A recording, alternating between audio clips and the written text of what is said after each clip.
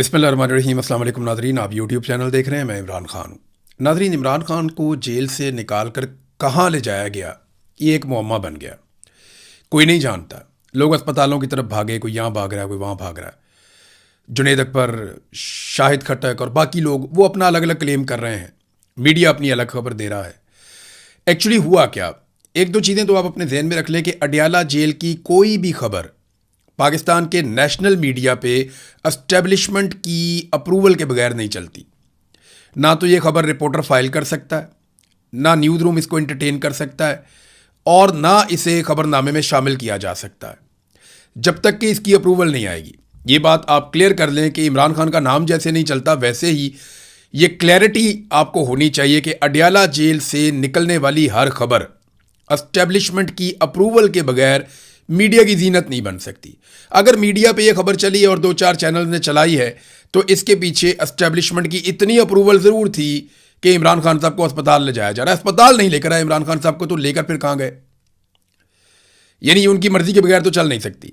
अब जो जर्नलिस्ट हैं वो अभी भी बज़िद है। मेरी दो लोगों से बात हुई, उन्होंने कहा जी कि हम आपको पक्की खबर दे रहे हैं। अच्छा, ये मेरी अपनी ज़ाती खबर नहीं है। मुझे क्लेम करके दो सहाफ़ियों ने कहा हम आपको पक्की खबर दे रहे हैं कि 10:50 के बाद इमरान खान साहब को अडियाला जेल से बाहर निकाला गया था। तो मैंने उनसे कहा किसी ने इमरान खान को देखा? उन्होंने कहा जी इमरान खान साहब का स्क्वाड अडियाला जेल से बाहर निकला था और फिर यह खबर चली थी। तो वो स्क्वाड इमरान खान के बगैर तो निकलता नहीं। स्क्वाड का मतलब ये नहीं है कि इमरान खान साहब की अपनी गाड़ियां वहां पे खड़ी हैं। वो एक प्रोटोकॉल्स है जो फॉलो किए जाते हैं, क्योंकि इमरान खान साबिक वज़ीर आज़म और पाकिस्तान के सबसे मकबूल आदमी हैं और उनके सिक्योरिटी के बहुत सारे रीजंस हैं। पिछली मरतबा आपको पता है कि कुछ बंदे जो हैं उनके खिलाफ कार्रवाई भी हो गई थी कि आपने सिर्फ ये डिस्क्लोज कर दिया कि इमरान खान साहब अस्पताल से वापस रवाना हो गए। तो नाजरीन, 10:50 के बाद यानी 11 बजे से थोड़ी देर पहले इमरान खान साहब का स्क्वाड निकलता है अडियाला जेल से। खबर भी चलवा दी जाती है। एजेंसियों की मर्जी के बगैर ये खबर चल नहीं सकती, हम सब जानते हैं। और उसके बाद इमरान खान साहब किसी अस्पताल में नहीं पहुंचते। अब कहानी क्या है ये हम नहीं जानते इस वक्त, लेकिन एक और चीज़ है वो हम जानते हैं कि पाकिस्तान तहरीक इंसाफ हो या तहरीक तहफ़्फ़ुज़ आईन पाकिस्तान हो, वो अब मुज़ाहमत पे यकीन नहीं रखते। वो किसी किस्म की मुज़ाहमत के लिए ना खुद तैयार हो रहे हैं ना लोगों को तैयार कर रहे हैं। हाँ, वो पब्लिक के अंदर जाना चाहते हैं, पब्लिक के अंदर पॉपुलर रहना चाहते हैं, वो रूटीन की सियासत करना चाहते हैं, लेकिन उनके पास कोई इनकलाबी एजेंडा नहीं है कि जनाब पाकिस्तान में बड़ी ज़्यादती होगी, हम ज़्यादती के खिलाफ, जुल्म के खिलाफ खड़े रहेंगे। तब तक खड़े रहेंगे जब तक कि ये जुल्म ख़त्म नहीं हो जाता। तो आज सुहेल अफरीदी हों या इमरान खान साहब की पार्टी के बाकी लोग हों या तहरीक तहफ़्फ़ुज़ आईन पाकिस्तान की क़यादत हो, मुझे ऐसा दिखाई देता है या मुझे ये समझ आ रही है कि वो मुफाहमत की तरफ जा रहे हैं और जो बैक डोर चैनल राब्ते उनके चल रहे हैं उन पर उनको भरोसा है। अब ये तो मुमकिन नहीं है कि सुहेल अफरीदी की आसिम मुनीर के नुमाइंदे हैं मोहसिन नकवी, उनसे मुलाकात हो और उस मुलाकात में इमरान खान डिस्कस ना हो। ये तो मुमकिन ही नहीं है। इनको तो रात को सोते में भी इमरान खान नज़र आता है, दोनों साइडों को। जो सुहेल अफरीदी साइड है वो इमरान खान साहब की पार्टी से है, लाजमी बात है। और वो मुझे पता है कि चाहे अलीमीन गंडापुर हो चाहे सुहेल अफरीदी हो, दोनों की पूरी कोशिश होगी कि इमरान खान को किसी ना किसी तरह बाहर निकाला जाए, लेकिन तरीकाकार अपना अपना है। अब इसी तरह जो एस्टेब्लिशमेंट है उनकी भी नींदें हराम की हुई हैं इमरान खान ने। तो हमें कुछ चीज़ें देखनी पड़ेंगी कि पीटीआई बैकडोर चैनल्स पे ऐसा लगता है कि मुतमईन दिखाई दे रही है, लेकिन इमरान खान को कौन बनाएगा? क्या इमरान खान को किसी डील पे आमादा किया जा सकता है कि बाहर आके माफ़ी मांग लो? तो माफ़ी तो इमरान खान नहीं मांगता। अगर माफ़ी मांगनी होती तो वो 3 साल से जेल में ना बैठा होता। दूसरा, क्या इमरान खान साहब को इस बात पे मनाया जा सकता है कि आप तमाम चीज़ें छोड़ दें और हुकूमत को तस्लीम कर लें और इस हुकूमत के साथ सब्र शुक्र करके आप टाइम गुजारें? तो इस बात पे भी इमरान खान साहब को नहीं मनाया जा सकता। तो क्या इमरान खान को इस बात पे मनाया जा सकता है कि एक सर्टेन टाइम पीरियड के लिए इमरान खान साहब खामोश हो जाएं?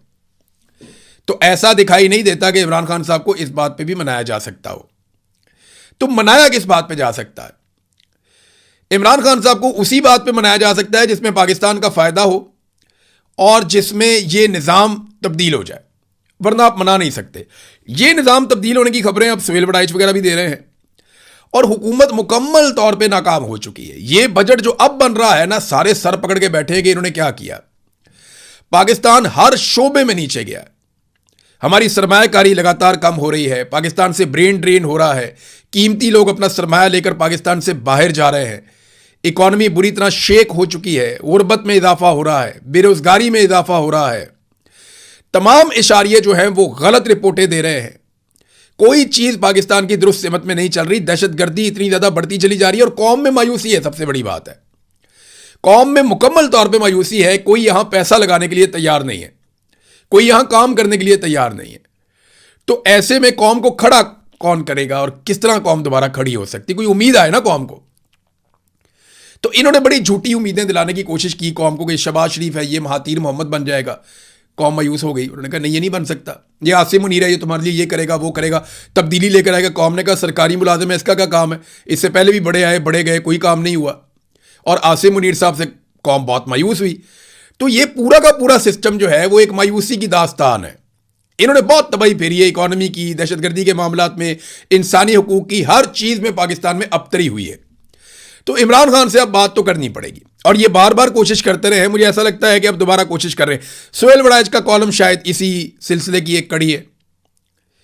फिर अली अमीन गंडापुर की जो फ्रस्ट्रेशन है या वो जिस तरह से अब सामने निकल कर आ रहे हैं या उनका गुस्सा बढ़ता जा रहा है या उन्होंने अपने साथियों को एक एक करके सामने लाना शुरू कर दिया है, ये क्यों हो रहा है?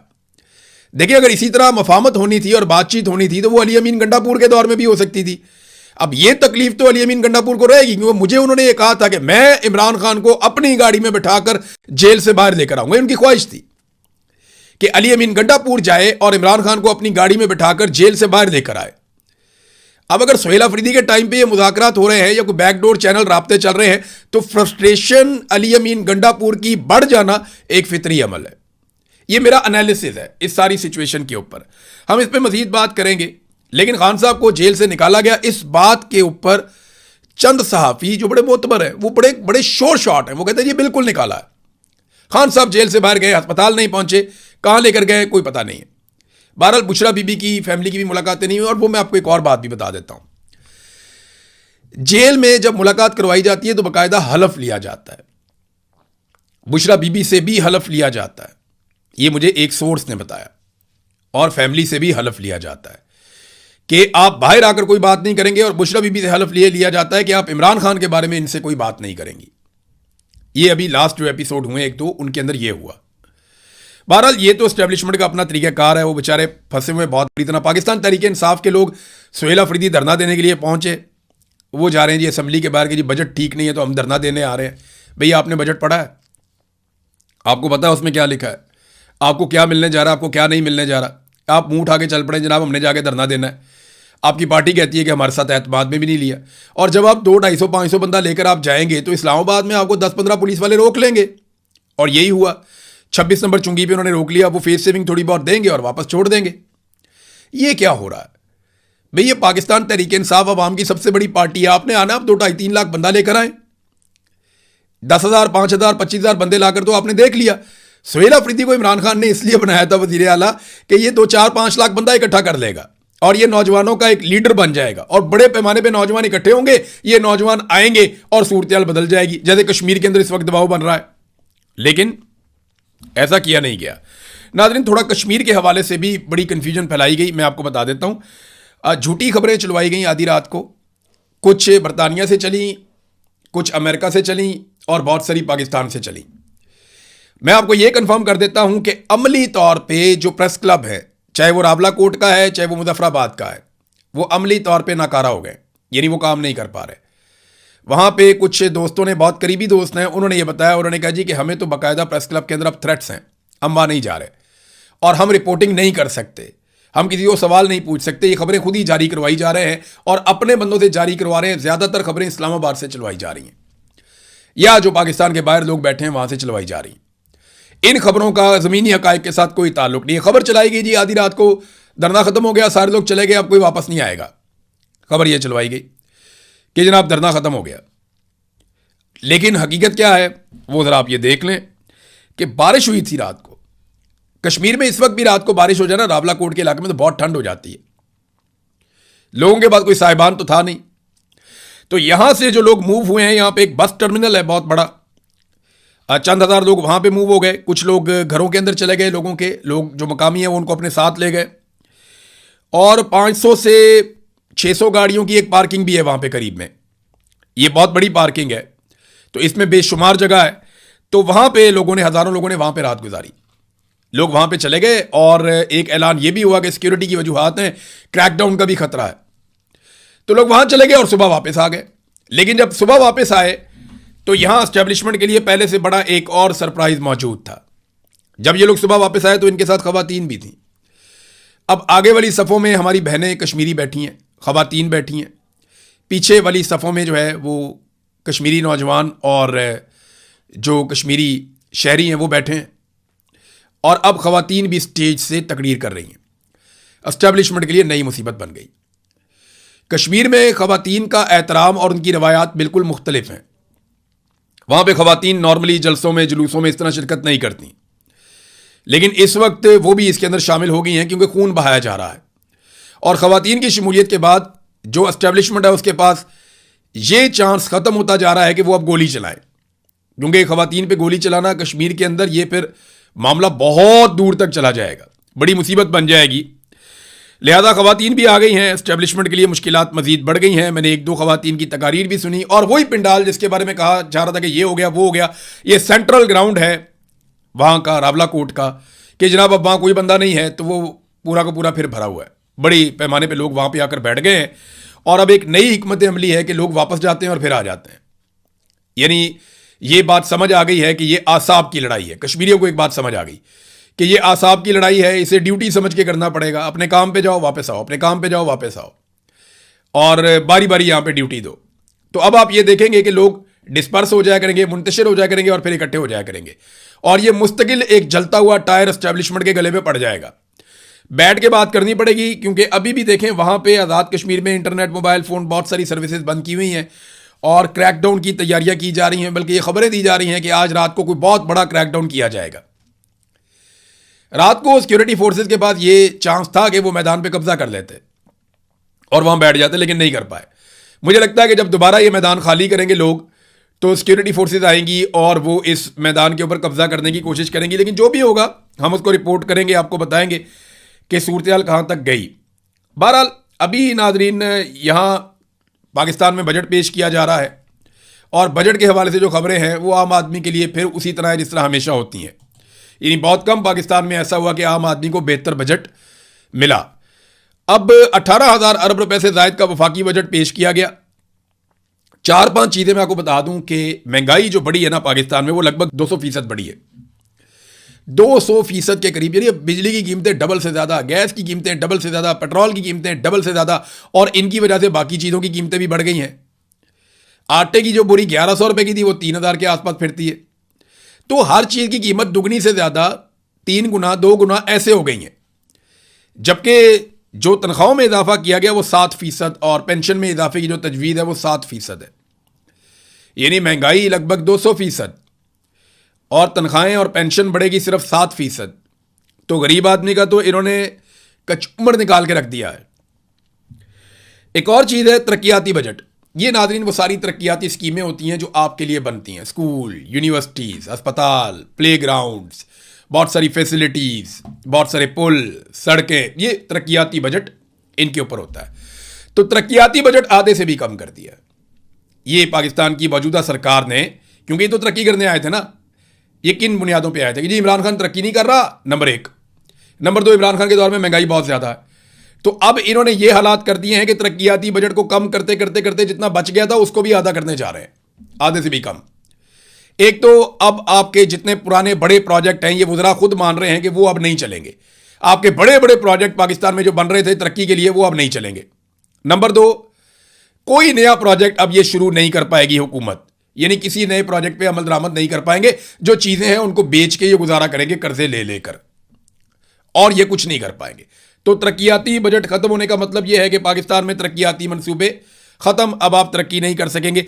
एक तरफ सुहेल अफरीदी जो है वो सरप्लस बजट देके वफाक की मदद करते हैं, अरबों रुपया खैबर पख्तूनख्वा की अवाम का अरबों रुपया उनको कुर्बान कर देते हैं, उनके ऊपर, एस्टेब्लिशमेंट के ऊपर और वफाकी हुकूमत के ऊपर, और साथ में एहतजाज करने भी जा रहे हैं। कुछ समझ आ रही है बात की? एक तरफ उनके हाथ मजबूत कर रहे हैं, उनको मजबूत कर रहे हैं, उन्हें फायदा दे रहे हैं, अपने अवाम का हक छीन कर उनको दे रहे हैं, और दूसरी तरफ उन्हीं के खिलाफ एहतजाज करने जा रहे हैं। कोई बात समझ नहीं आ रही। 2 दिन पहले आप उनके साथ वहां मुज़ाकरात में बैठे थे, मीटिंग में बैठे थे, अपनी चीजें उनके सामने रख देते आप। और अगर एहतजाज करना था तो वहां एहतजाज करते, बाहर निकल आते, कहते जी मैं एहतजाज करता हूं, मैं इस आदमी के साथ तस्वीर भी नहीं बनवाता। वहां जनाब सारी बातें तय करके उसके साथ फोटो बना के बाहर निकल आए, अब जनाब वहां से बंदे लेकर आ रहे, मैं एहतजाज करने जा रहा हूं। लोग रोटी को चोची कहते हैं, बेवकूफ हैं लोग, लोगों को सारा कुछ नजर आ रहा है, लोग बेवकूफ नहीं है। दिफाई बजट में नाज़रीन इजाफा किया गया, ये जरूर डिस्कस होना चाहिए। 17.6% दिफाई बजट पाकिस्तान का बढ़ा दिया गया, बहुत अच्छा फैसला है। पाकिस्तान को अपना दिफा मजबूत करना चाहिए, लेकिन साथ ही साथ चंद चीजों की टाइमलाइन भी बतानी चाहिए। हमारे दिफा में जो मेन नुक्ता है, सबसे मेन नुक्ता वो ये है कि कश्मीर को आजाद करवाना है पाकिस्तान की फौज ने भारतीय फौज के साथ जंग करके, ये बताया गया हमें हमेशा। इसकी कोई टाइमलाइन बता दें कि अब बजट इतना ज्यादा बढ़ रहा है तो किस दिन कश्मीर आजाद हो जाएगा, थोड़ा ये भी बता दें। दूसरा ये बताएं कि इंटेलिजेंस एजेंसियों की नाकामियां खत्म करने का तरीकाकार क्या होगा, क्योंकि लगातार पाकिस्तान में दहशतगर्दी का ग्राफ ऊपर जा रहा है, ऊपर जा रहा है, ऊपर जा रहा है, ऊपर जा रहा है। तो ये दहशतगर्दी का ग्राफ नीचे कैसे आएगा, इसकी भी कोई टाइमलाइन बताएं, कैसे करेंगे। बजट जरूर बढ़ाना चाहिए, दिफा का बजट बढ़ाएं, लेकिन काम भी करें ना। आप जब भी किसी को पैसा देते हैं तो आप पूछते हैं कि तुमने कितना काम किया, क्या काम किया। तो बतौर पाकिस्तानी हमारी पूरी कौम का यह हक है कि हम पूछें कि जनाब हम इतना बड़ा दिफाई बजट दे रहे हैं, हमारे दिफा के लिए क्या किया जा रहा है, क्या कश्मीर आजाद करवा लिया जाएगा। भारत ने पाकिस्तान के पानियों के ऊपर जो कब्जा कर लिया है, जो लगातार वो रस्ते बनाता जा रहा है, डैम बनाता जा रहा है, क्या उन्हें गिरा दिया जाएगा डैम्स को, पाकिस्तान का पानी आजाद करवा लिया जाएगा, ये सवाल भी पूछना चाहिए।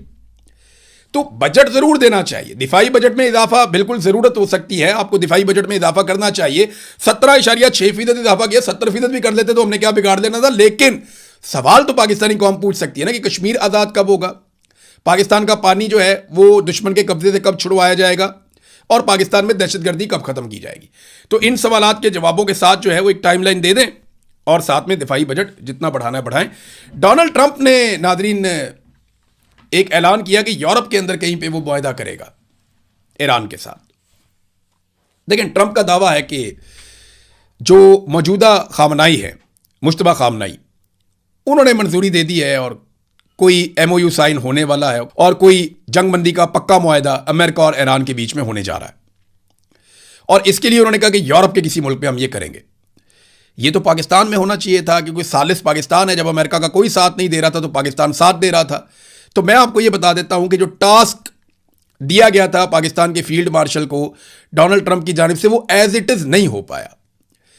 अमरीकी शराइत के ऊपर पाकिस्तान ईरान को नहीं ला पाया, ईरानियों ने अपने हकूक सरेंडर नहीं किए, ईरानियों ने जंगबंदी का वो तरीकाकार कबूल नहीं किया जिसमें जिल्लत हो।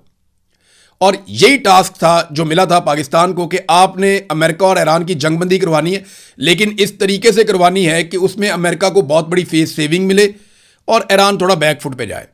तो ईरान ने वो कबूल नहीं किया। हाँ, ईरान ने ये ज़रूर कहा कि सालसी होनी चाहिए, मुज़ाकरात होने चाहिए, मुआहदा होना चाहिए, ये वो कबूल करता है। लेकिन पाकिस्तान जो मनवाना चाह रहा था, अमेरिका जो पाकिस्तान के जरिए करना चाह रहा था, पाकिस्तान वो डिलीवर नहीं कर पाया। अगर पाकिस्तान वो डिलीवर करता तो याद रखिए ये मुआहदा पाकिस्तान के अंदर होता। वैसे होना पाकिस्तान में ही चाहिए, पाकिस्तान ने बड़ी कोशिश की है इसके बारे में, लेकिन ट्रंप कह रहे हैं कि जनाब यूरोप के अंदर होगा। तो अमरीकी शराइत और ईरानी शराइत जिस जगह पे जाके मर्ज हो जाएंगी ना, वहाँ ये मुआहदा हो जाएगा। और अगर यही मुआहदा होना था जो अमेरिका को अब दिखाई दे रहा है, तो ये तो ईरान के साथ अमेरिका खुद भी कर सकता था, या कतर भी करवा सकता था, या कोई भी मुल्क करवा सकता था। बहरहाल अब देखते हैं कि ये यूरोप में जाकर होता है, किसी और मुल्क में होता है, कहाँ पे होता है। इन चीज़ों पे हम नज़र रखेंगे, आपके साथ शेयर करते रहेंगे। अब तक के लिए इतना ही, अपना ख्याल रखिएगा, अपने इस चैनल का भी। अल्लाह हाफिज़।